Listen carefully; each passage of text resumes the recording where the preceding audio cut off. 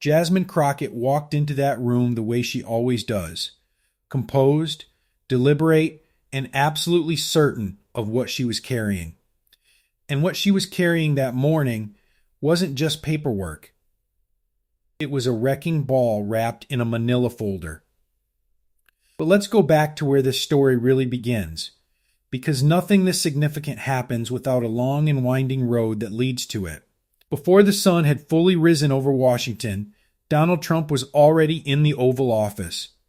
That's not unusual. Powerful men with powerful problems rarely sleep well. But that particular morning had a different quality to it, the kind of stillness that comes right before something irreversible happens, the kind of silence that a man fills with desperate action when he senses the ground shifting beneath him. Sources close to the situation later described the scene in detail. Trump was at his desk early, going through a leather-bound folder stuffed with documents that bore his name alongside another name he had spent years carefully managing in the public imagination. Ivanka. His daughter. His brand. His shield. And according to what those sources described, what was inside that folder was nothing short of explosive.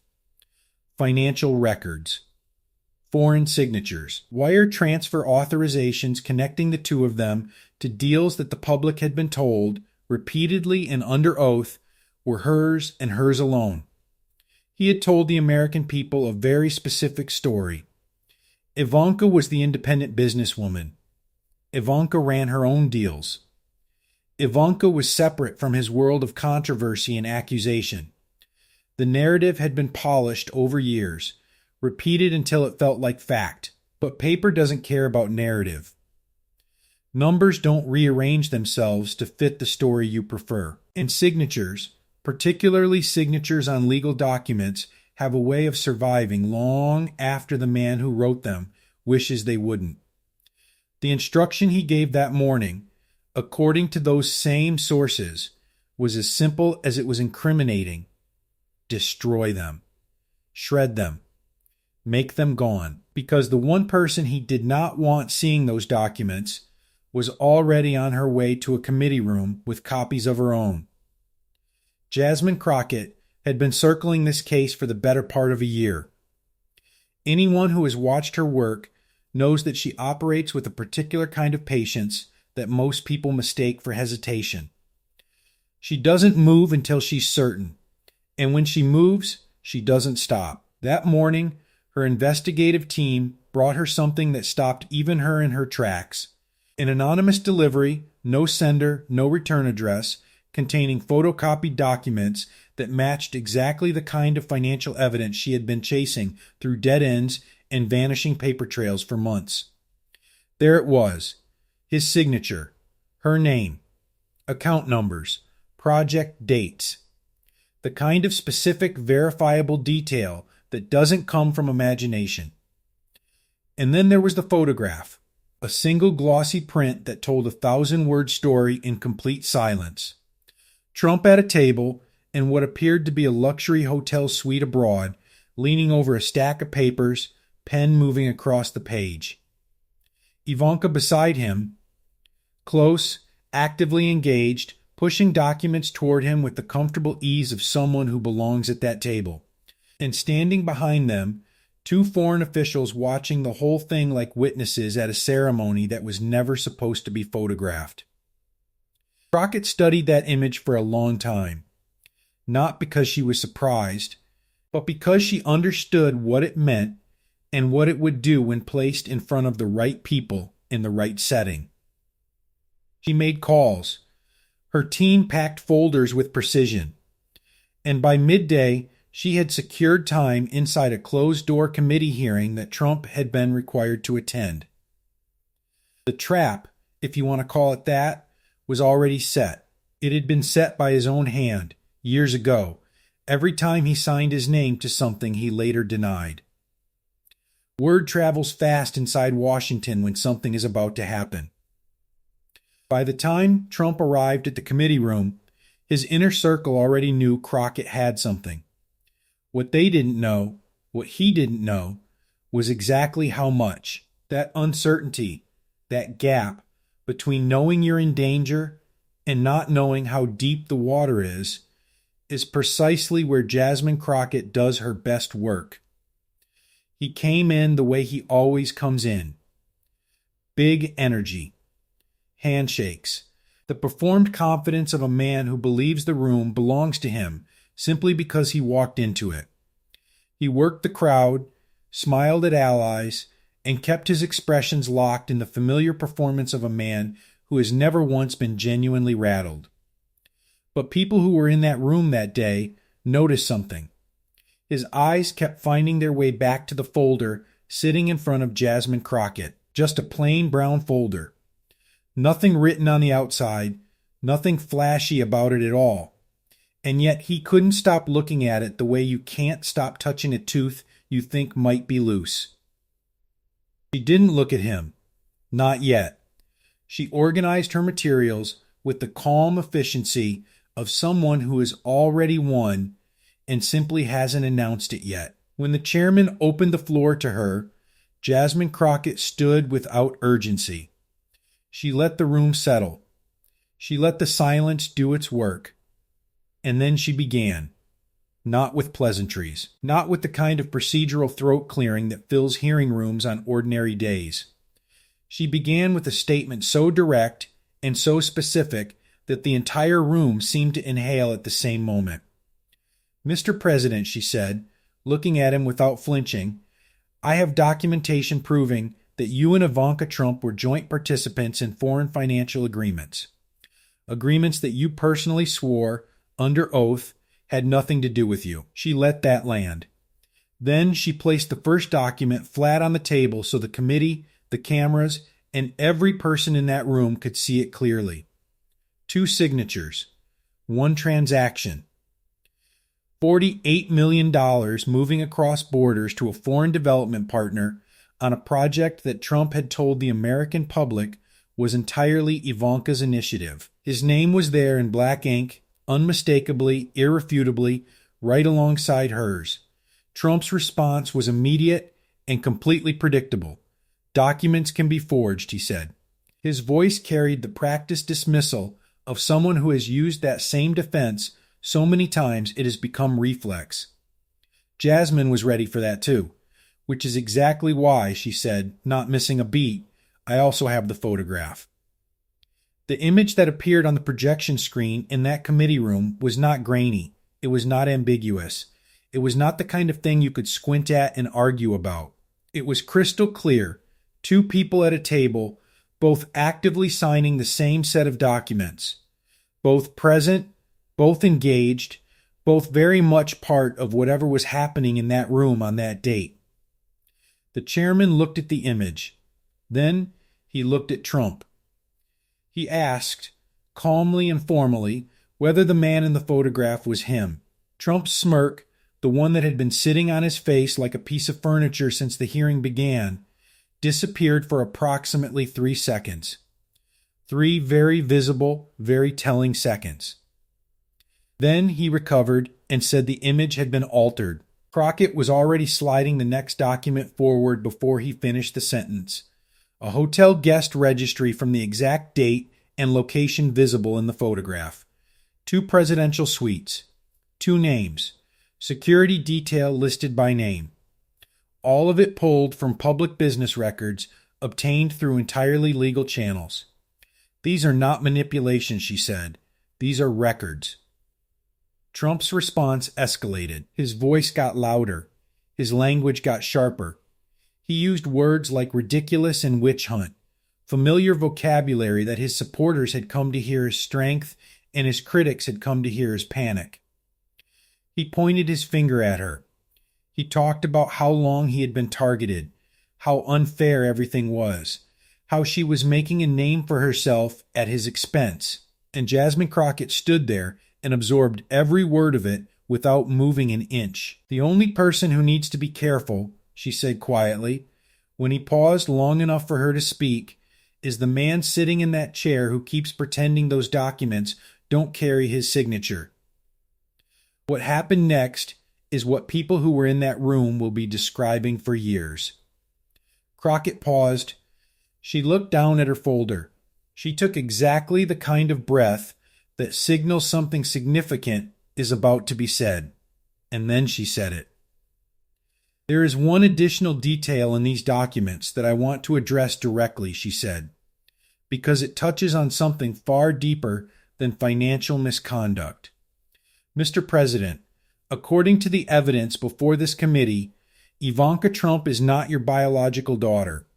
The room did not erupt. It didn't have to. The silence that followed that statement was more powerful than any noise could have been. It was the kind of silence that happens when something irrevocable has been said out loud in front of cameras, in front of witnesses, in front of official record. Trump's face went through several visible changes in a very short span of time. Color drained first. Then it rushed back. His jaw tightened. His eyes, which had been aggressive and combative throughout the entire hearing, went somewhere else for a moment, somewhere internal, somewhere calculating. When he finally spoke, the word he chose was insane. Jasmine Crockett did not react to that word the way he expected her to.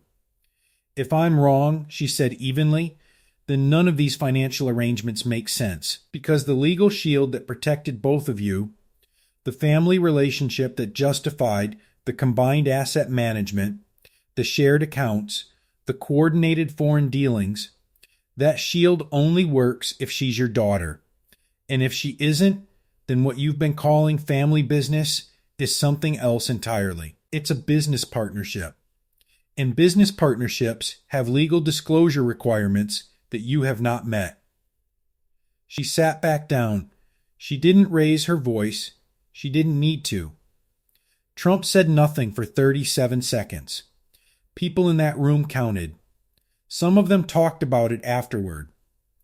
37 seconds of a man who always has something to say having absolutely nothing. After that silence broke, hearing entered a different phase. Trump was still present, still technically in control of his own words, but something fundamental had shifted. The posture was different.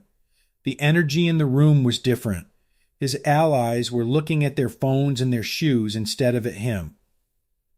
Crockett moved forward with the financial documentation. She laid out a forensic analysis of offshore accounts connected to what internal documents had labeled a family fund.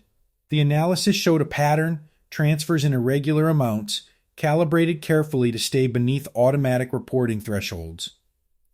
Taken individually, each transfer was manageable. Taken together, over 18 months, they totaled north of $100 million. The accounts were in the Cayman Islands.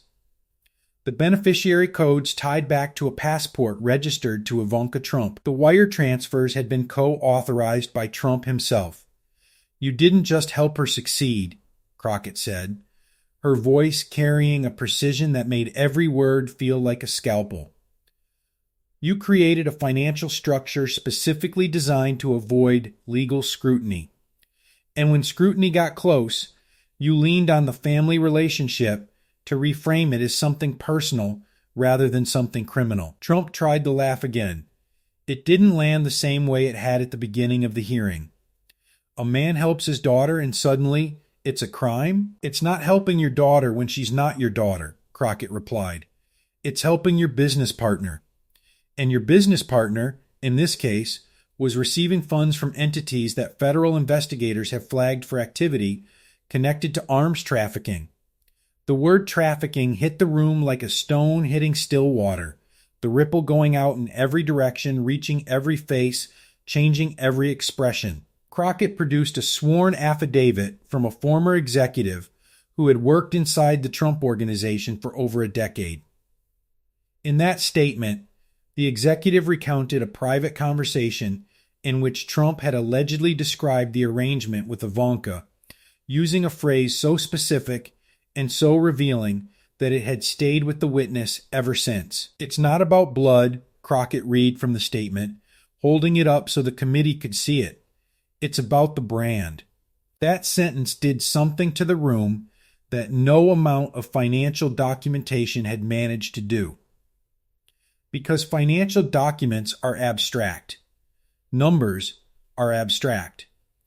But a man describing his own supposed child as a brand, in his own words, attributed under sworn testimony, that is something concrete and human and deeply disturbing. Trump's lawyers, who had been scribbling notes throughout the hearing, stopped scribbling. You built something that required a lie at its foundation, Crockett continued. And because the lie was personal, because it involved a family relationship that the public trusted and respected, it gave you cover that pure financial maneuvering couldn't have provided on its own. People don't look closely at what fathers do for daughters. You knew that, and you used it. Trump had been building toward another eruption. You could see it in his shoulders, in the way his hands had flattened against the table. And then it came. Loud, aggressive, pointed directly at her. You are a disgrace, he said. You are a nobody trying to become somebody by tearing apart a great man and his family. That's all this is. That's all you are. Jasmine Crockett let every word of that land. She didn't interrupt. She didn't react. She simply waited until he was finished. And then she said something that the entire room seemed to feel rather than just hear. I don't need to become anyone, she said. I'm already exactly who I need to be. The question before this committee is who you actually are, and whether the person you've been telling us you are for all these years bears any resemblance to the man these documents describe. The closing portion of Crockett's presentation was quiet in the way that only the most devastating things are quiet. She wasn't raising her voice anymore.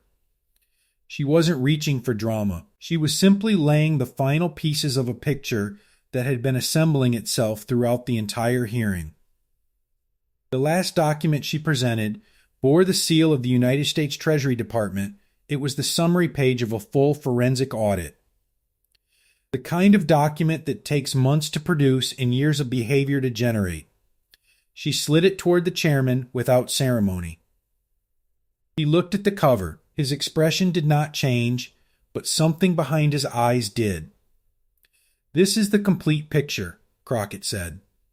Not fragments, not pieces selected to tell a particular story.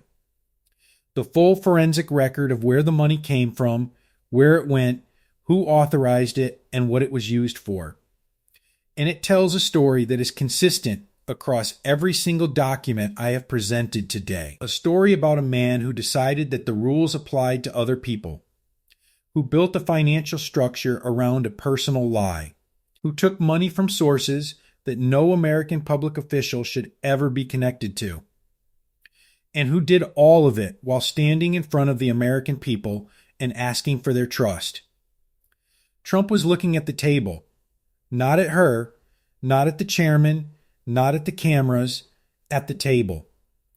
The same table that now held copies of documents bearing his own signature. You can call this a witch hunt, Crockett said. You can say I'm a nobody. You can try every deflection that has worked for you before.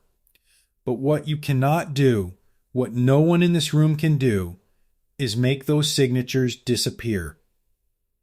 What you cannot do is unsay what you said to that witness about blood and brand. What you cannot do is explain away an offshore forensic audit commissioned by the United States Treasury. She closed the folder. The American people trusted you with something precious, she said. They trusted you with their belief. And this, she placed her hand flat on the folder, is what you did with it. The chairman's gavel came down. The formal portion of the presentation was over. But nothing about that room felt finished in any ordinary sense. The journalists were moving. The aides were on their phones. The committee members were leaning toward each other in urgent, quiet conversation. Trump sat still. His lawyers eventually moved toward him, forming the kind of protective cluster that forms around powerful people when damage control becomes the only remaining priority. He didn't seem to be listening to them. He was looking at the space in front of him the way people look at things they can't quite process yet. Jasmine Crockett packed her folder with the same methodical calm she had brought into the room hours earlier. She didn't look around to assess reactions. She didn't seek confirmation from allies or acknowledgement from cameras. She had come in with a job to do, and she had done it with a thoroughness that left nothing unaddressed. What she had done in that room wasn't political performance. It was something far more consequential. She had demonstrated, with documented evidence, that the story Trump had been telling about himself and his family was not just incomplete, it was engineered. It was a constructed narrative built specifically to protect financial interests that could not survive public scrutiny. And she had done it not by attacking the man, but by simply, methodically, placing the truth on the table in front of witnesses who could not look away.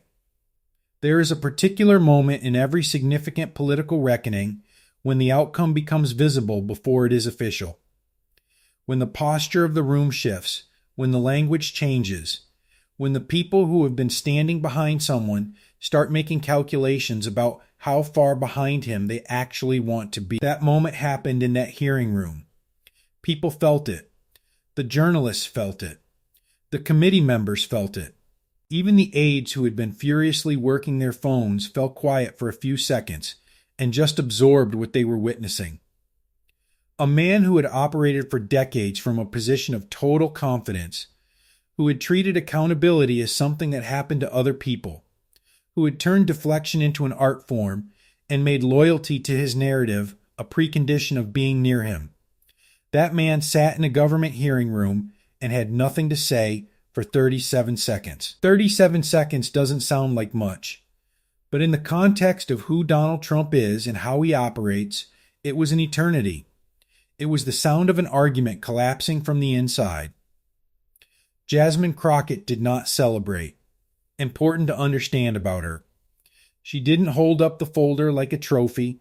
She didn't turn to the cameras with the expression of someone savoring a victory. She gathered her materials, thanked the chairman, and left with the same composure she had arrived with. Because for her, this was never about theater. It was about a principle that she has spoken about in different contexts over the course of her career. That the truth has a weight to it that manufactured narratives simply cannot match over time.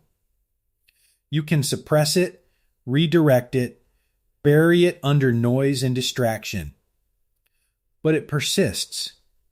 It waits. And when it finally gets its moment in the room, it doesn't need anyone to perform on its behalf. It just needs someone willing to carry it in and set it down.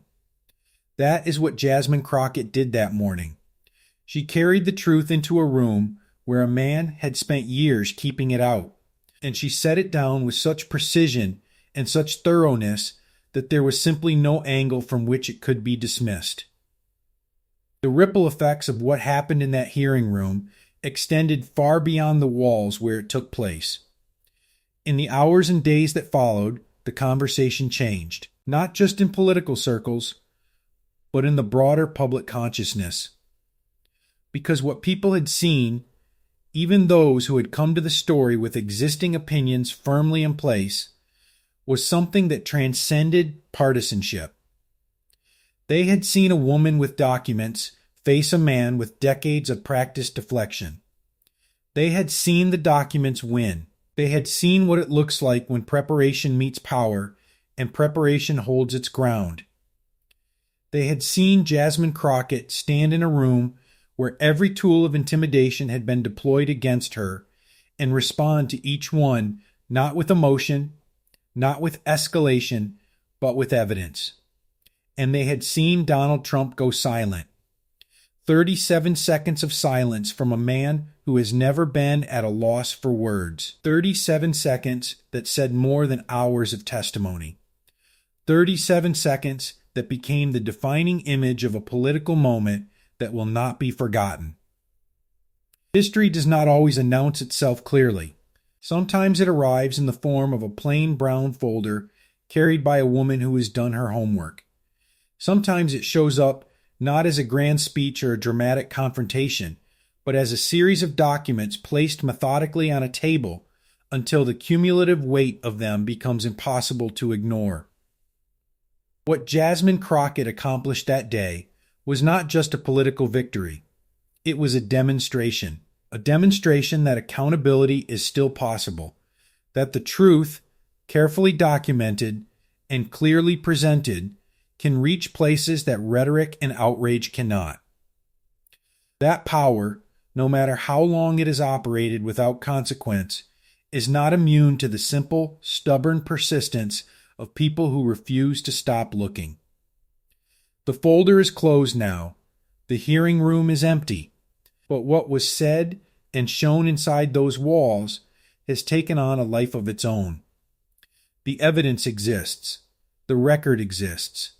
The 37 seconds of silence exist. And Jasmine Crockett walks forward, exactly as she always has, knowing what she knows, carrying what she carries, and utterly unafraid of whatever comes next.